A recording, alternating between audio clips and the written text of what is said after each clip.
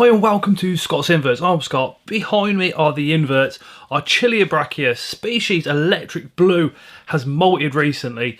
So she's got a little bit big for the enclosure that we've got her in at the moment. So I'm going to upgrade her. But my word, this girl is absolutely stunning. So this is her old enclosure right here. Take out all that moss covered in that beautiful webbing that she's got going on. That water dish, I'm going to actually reuse that water dish because it's full of her webbing all around the sides, and hopefully if we use that along with some of the moss that's covered in her webbing in the new enclosure, it'll carry some of her hormones across and make her feel a little bit more comfortable. Now we fast forward to where we're taking that piece of cork bark off the top of her burrow, and there she is. Absolutely stunning, facing backwards, but that's completely fine for me. But she does turn around, just give me a little bit of a run around, not too bad. She is a good girl. But she manages to go back inside her burrow, and I get that catch cup across the top of her. Just a little touch with that paintbrush, and she goes straight up inside that catch cup like an absolute dream. Very, very lucky. This species can be a little bit quick, so be on your guard when you're rehousing. And then we go straight in with the lid underneath the catch cup, and she is secure, and we can breathe again. Now we have gone for a 30 by 30 by 30 Exoterra. It's a second-hand one that we've got.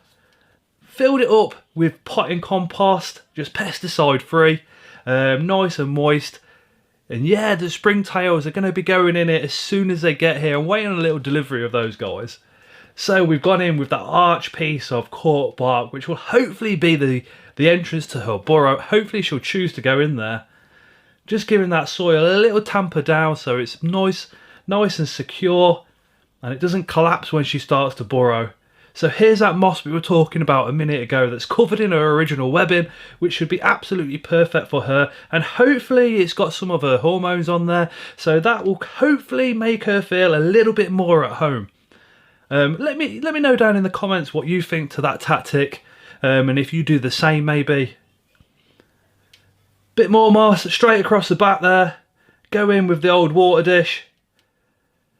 Squish that down, and towards the end of this video you'll see why that water dish is absolutely crucial. Tamper that moss down at the back. It's starting to take shape, starting to look nice. This moss, it'll all soon become beautiful and green when we get it underneath one of the lights and it's all dampened down.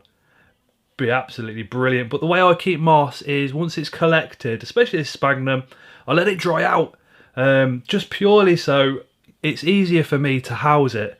And then when I come around to needing it, I'll just put it into the enclosures, get it a good spray, and then it goes back to being green and bursts back into life again. We're going to give that moss a nice spray down. Again, this encourages it just to burst back into life again and start growing. And what that moss also does is help to keep that humidity in the soil as well, and therefore hopefully down inside the burrow. And once we've done that, top up that water dish, and again, a little gentle reminder, you'll see why that water dish is so important towards the end of this video. Now what I've done there is I've pre-soaked some orchid bark. Now it's not crucial for our spider, we don't need that in there, but it might help with a bit of humidity for us. But I just thought it would look nice in that corner, a little bit of a contrast to the cork bark and the moss that's going on over the other side there. And then I go in and give it a little spray. I think it's all just about building that enclosure so it looks nice, does the job. More importantly, it's a perfect environment for our spider. Another good spray down. Just in case that original spray down wasn't enough, just go over and give it another one, why not? And then we go in with a bit of leaf litter. No science to the leaf litter, just sprinkle it as and where you feel. Again, I think the leaf litter is probably more for us when we look in the enclosure than the actual spider. The spider just wants to know it can burrow and go home. But hopefully this setup will encourage our spider to come out of the burrow a little bit more.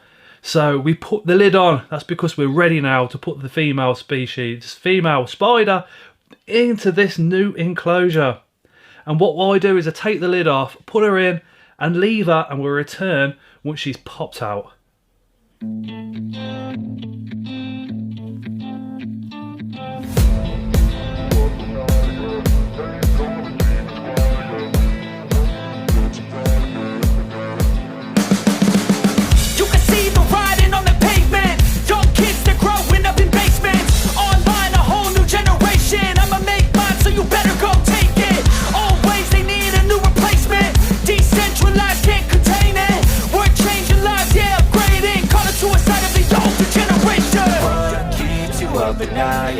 Make all the demons quiet, yeah. We were built to thrive, yeah. I think that we've all had enough. What keeps you up at night, yeah.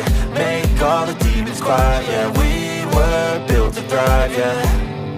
I think that we've all had enough. Yeah, I think that we've all had enough. Sick of dealing with the old plan. They know that we're calling it wrong. You got me like, oh yeah, I think that we've all had enough.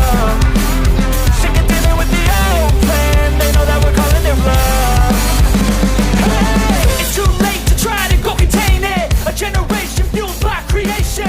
We live lives on a small screen nation. We control the airwaves, no negotiation. I refuse to think we need saving. Something good will come from creation. And when we think that the world is Boom! So that was the rehousing of our female species Electric Blue. Absolutely stunningly beautiful girl. She is a sub-adult. I did hope she was going to pop out as an adult, but she is only a sub. So breeding wise, we're going to get her through another molt and then look at getting a mature male in to go in with her. But the setup that she's in should do her completely fine now, all the way up until that point comes, and then hopefully there should also be enough room in there for that breeding program to go on as well as.